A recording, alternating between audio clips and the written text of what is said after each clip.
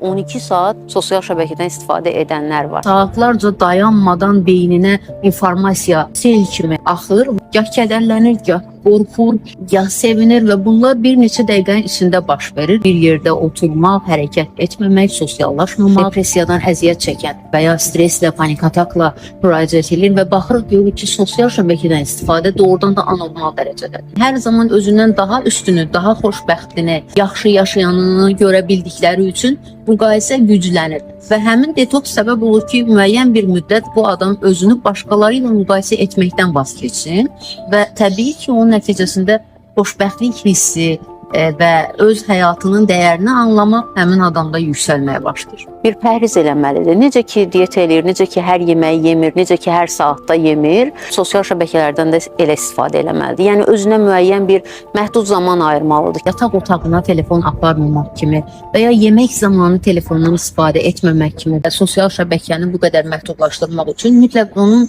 əyləncəli bir proqramları olmalıdır. Onu sevindirən nəsə bir aktivitə olmalıdır ki, o ondan ayrıla bilsin. Həmin adam dərhal özündə o dəyişikliyi hiss edir. Daha çox fərqindədir, həyatın dadını anlayır, yediyi yeməkdən zövq almağa başlayıb və ya məsələn insanlarla münasibət qurmaq artıq ona yaxşı hiss etdirir və ya daha keyfiyyətli yuxu yata bilir.